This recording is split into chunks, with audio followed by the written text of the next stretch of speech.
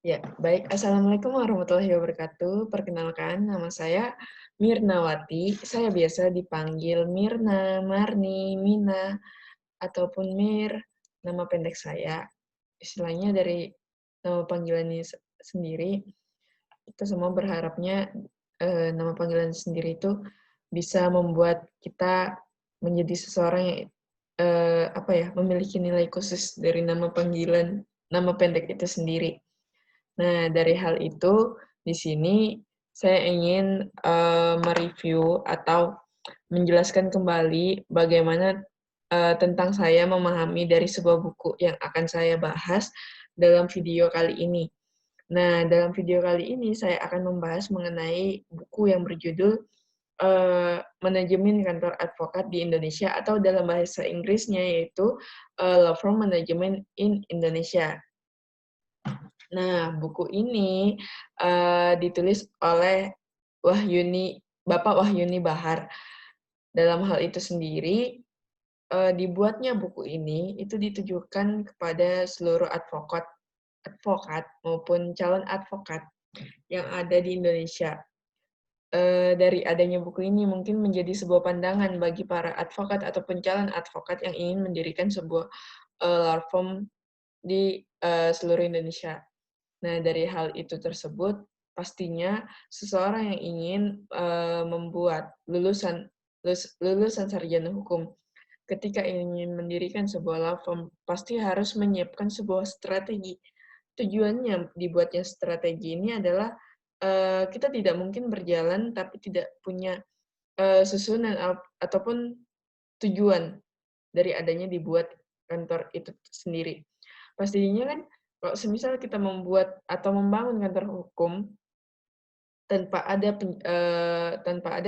sebuah yang susunan dan target yang tepat, pastinya kan kita nggak tahu tuh arah, kantor hukum ini sendiri kemana sih, bagaimana sih cara membangun, law firm ini sendiri, tapi harus tetap bertahan sampai kapanpun itu.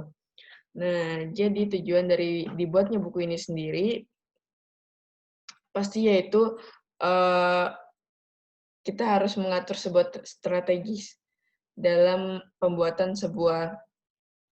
atau pembangunan sebuah kantor hukum itu sendiri.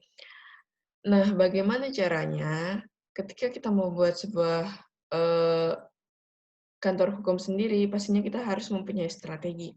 Nah, dari strategis tersebut kita, tidak harus selalu pastinya kan seseorang ketika membuat atau, memiliki tujuan, dia menginginkan sebuah keuntungan. Nah, tapi yang harus kita pikirkan kembali, di mana ketika kita memikirkan profitabilitas, kita juga harus memikirkan bagaimana sih kita dapat mensukseskan, di samping kita mencari keuntungan, kita juga harus memikirkan bagaimana, kantor hukum sendiri itu bisa bertahan lebih lama atau sukses dan dikenal oleh masyarakat itu sendiri. Nah, dari adanya profit ataupun, strategi itu, kita pastinya harus memikirkan sumber daya manusianya, bagaimana kita mengelola keuangannya, strateginya gimana, keuntungan yang kita dapat itu kita untuk diarahkan seperti apa. Nah, tujuan dari buku ini sendiri, ya hal tersebut. Ketika, dalam pengelolaan firma sendiri itu kan pastinya kita memikirkan mengenai bagaimana sih persoalan modal dalam membangun, kantor hukum itu sendiri, atau mengelola kantor hukum itu sendiri. Nah, dari hal itu, untuk menjaga kepercayaan, khususnya dari klien, pengelola firma hukum, itu harus mendalami strategi pemasaran. Nah, dijelaskan dari pemasaran itu sendiri pasti ada strateginya. Entah dia mengelolanya, memperkenalkannya kepada masyarakat melalui sosialisasi, ataupun dari advokat-advokat yang ketika dia, mengalami atau menghadapi sebuah masyarakat itu, dia dapat menghandle itu semua. Nah, mendapatkan klien, pastinya kan, perannya klien di sini, kita sebagai advokat pasti harus, apa ya, memberikan usaha kita, yang sebaik mungkin, agar dari klien tersebut itu merasa puas juga dari pelayanan kantor kita, dan mempertahankan klien. Itu mempertahankan klien pastinya kan kita harus mendapatkan kepercayaan dari klien itu sendiri.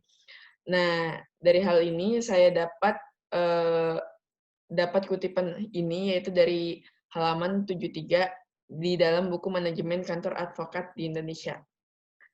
Nah, menurut saya, dari buku ini sendiri, saya sangat rekomendasi buat teman-teman semua untuk dapat memperdalam memperdalam ilmunya, pengetahuannya, wawasannya melalui membaca buku ini.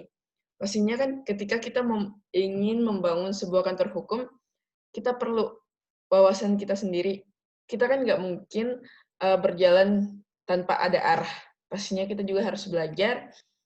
Ketika kita belajar, entah kita membaca dari buku maupun mendengar dari pengalaman seseorang, ketika kita kita, ketika kita menjalankan sesuatu pastinya kan, nggak selalu sama dengan apa yang kita dengar dari orang-orang, tapi ketika kita berjalan sendiri, kita yang mencoba untuk menjalankannya itu, pasti kita bakal merasakan bagaimana sih dari hal itu. Nah, jadi dalam buku ini sendiri, ini sangat rekomendasi banget buat teman-teman, basically, eee, menjadi dasar buat teman-teman untuk menapakkan kakinya teman-teman, ketika ingin mendirikan sebuah kantor law firm. Jadi, dari hal tersebut, eee, saya terima kasih buat teman-teman yang sudah menyempatkan waktunya untuk menonton video ini, dan teruntuk, Ibu Tino selaku dosen saya dalam mata kuliah, manajemen law firm. Terima kasih. Wassalamualaikum warahmatullahi wabarakatuh.